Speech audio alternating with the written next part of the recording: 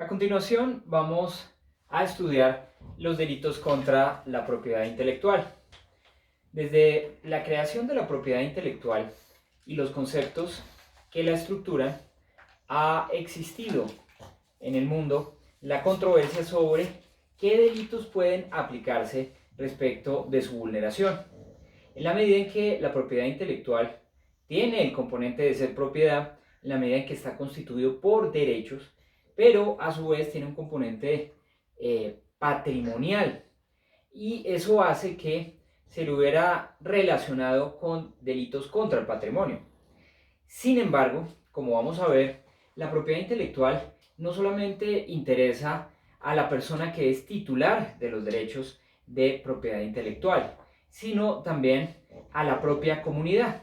Vamos a ver acá que analizaremos delitos como la usurpación de derechos de propiedad industrial, en la cual se incluye, por ejemplo, la utilización fraudulenta de patente de invención. Y cuando hablamos de invenciones, hablamos de un interés en la protección de la invención, no solamente del titular de la patente de invención, sino también de la propia comunidad, que tiene un interés muy importante en que no se hagan esas defraudaciones, porque a partir de ahí pues se pueden generar fraudes de manera colectiva. Es por eso entonces que desde la segunda mitad del siglo XX nosotros hablamos de una independencia de estos delitos. Hablamos que estos delitos no son delitos contra el patrimonio económico, sino que son delitos especiales. Cuando hablamos de propiedad intelectual, hablamos esencialmente de dos componentes, de la propiedad industrial y de los derechos de autor. La propiedad industrial está constituida por una serie de elementos que tienen una característica derivada de su propia designación, y es que tienen una explotabilidad industrial o comercial.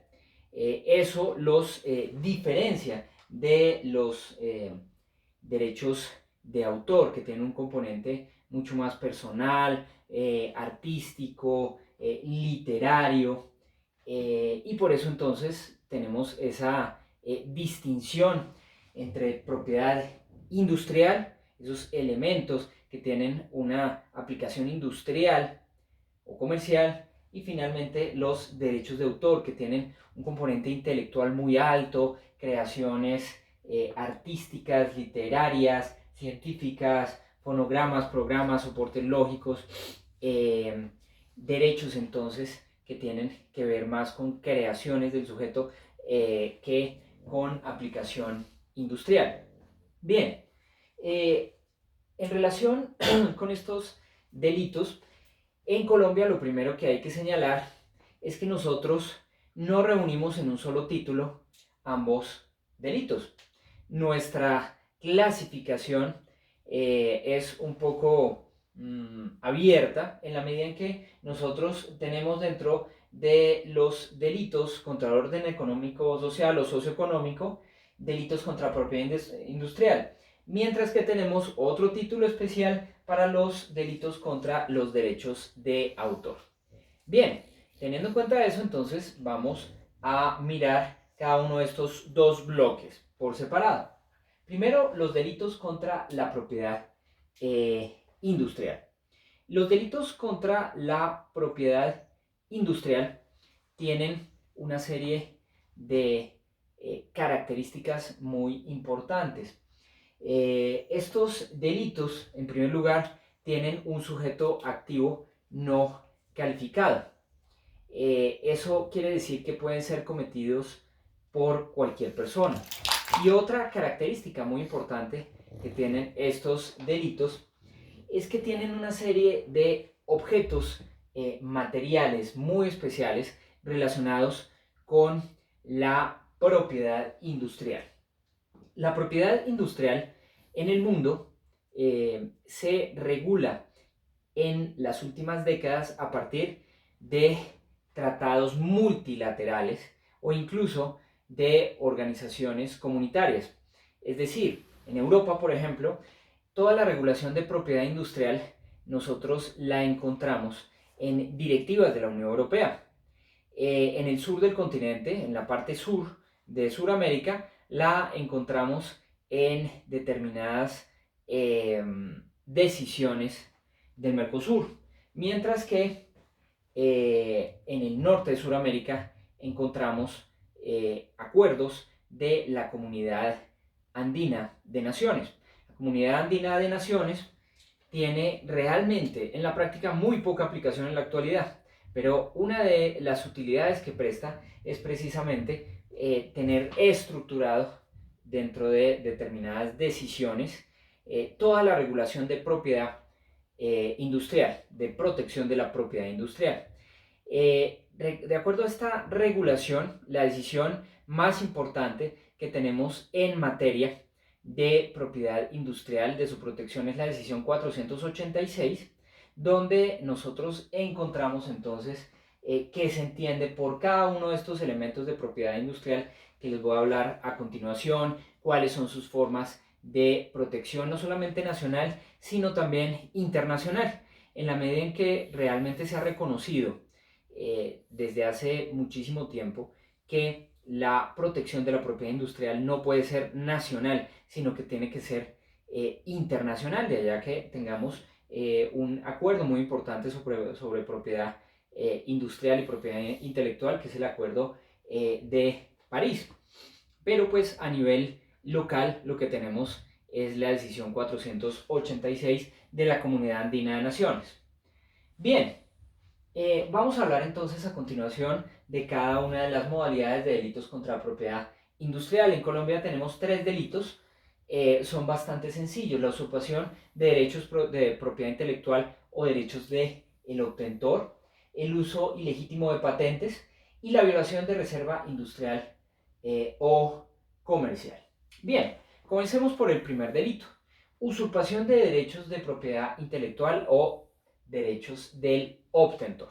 Bien, este delito, hay que señalarlo, tiene un sujeto activo no calificado. Puede ser cometido por cualquier persona. De hecho, guarda características con esos delitos de defraudación, que precisamente lo que buscan es sancionar cuando una persona que no tiene la calificación especial, como sería un autor, por ejemplo, puede llegar a cometer estos delitos. El sujeto pasivo es la comunidad. Acá pues nosotros encontramos que este es un delito bien jurídico colectivo en Colombia. En otros países no, en otros países es un delito de bien jurídico individual, pero en Colombia se entiende como un delito de bien jurídico colectivo, y eso hace que el sujeto pasivo directo sea la comunidad, aunque por supuesto hay que señalar que también pues es víctima de este delito el sujeto que sea titular de esos derechos de propiedad industrial. Bien, la conducta es compuesto alternativa, tenemos 2 opciones. La primera es la utilización fraudulenta y la segunda es la usurpación de derechos. La utilización fraudulenta, es decir, una utilización sin autorización de una serie de elementos de propiedad industrial, dentro de los cuales tenemos esencialmente 7, que son los siguientes. Primero, el nombre comercial. El nombre comercial es el nombre que identifica al comerciante.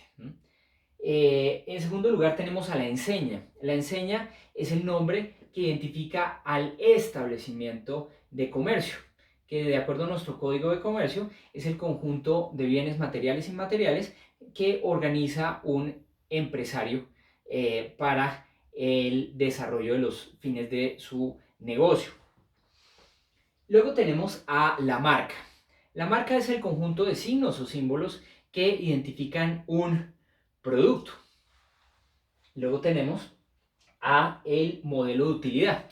El modelo de utilidad es aquel modelo que permite darle una nueva utilidad, un nuevo desarrollo a un producto ya previamente existente. Entonces, por ejemplo, cuando Coca-Cola saca un nuevo sabor, o cuando, por ejemplo, pues yo tengo un computador o un vehículo con una nueva función, pues ahí no es que se saque necesariamente una nueva patente de invención, sino que lo que se hace es un modelo de utilidad. Entonces, claro, por supuesto, yo no me voy a inventar la lavadora ni la secadora ni la aspiradora, pero si me invento una aspiradora robot que, por ejemplo, flote en el aire, o una trapeadora especial que tenga funciones robóticas, pues ya podré estar hablando, por ejemplo, de un modelo de utilidad.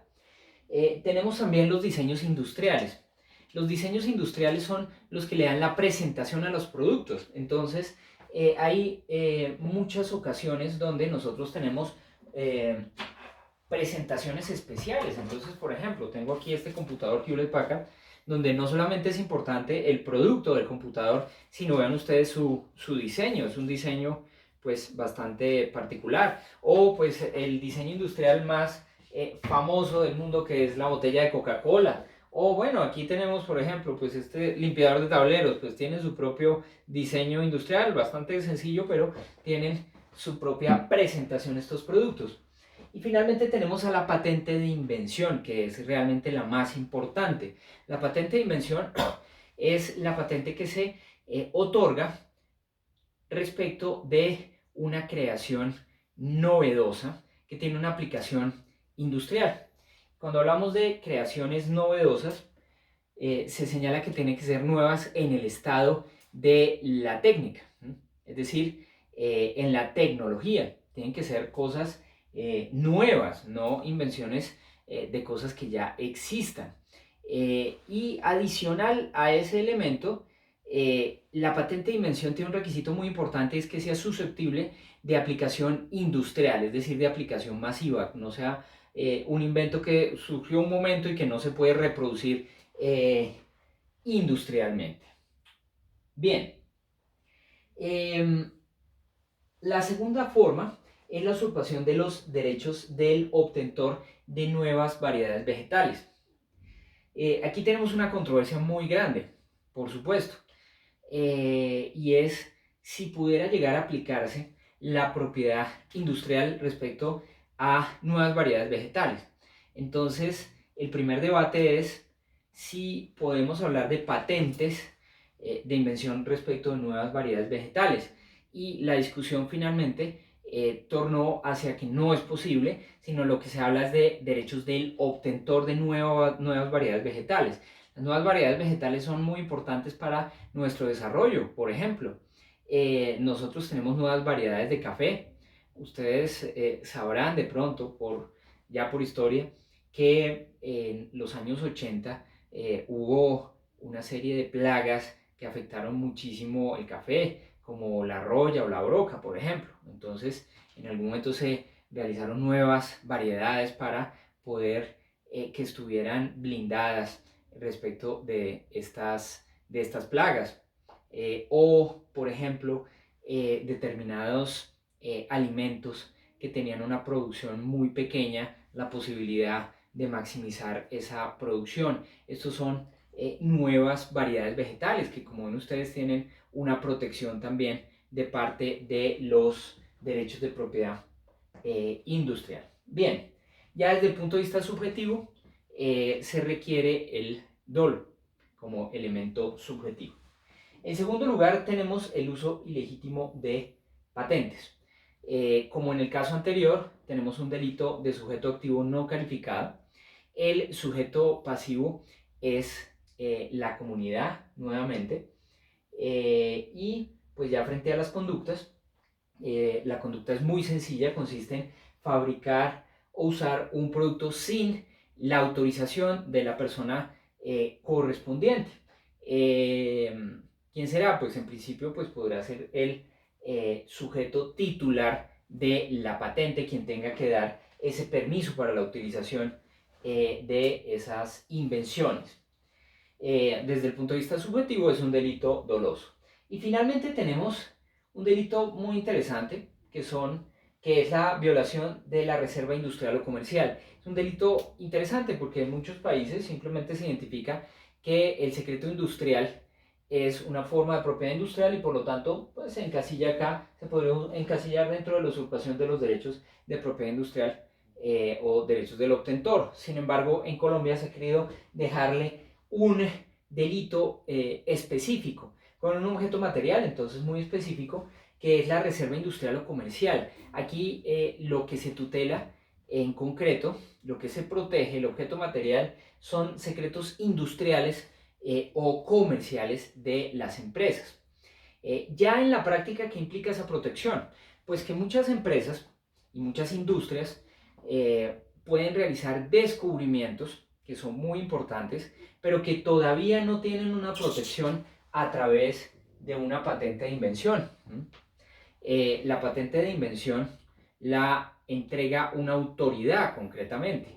La patente de invención no es que simplemente de manera automática se genere la protección una vez hay una invención.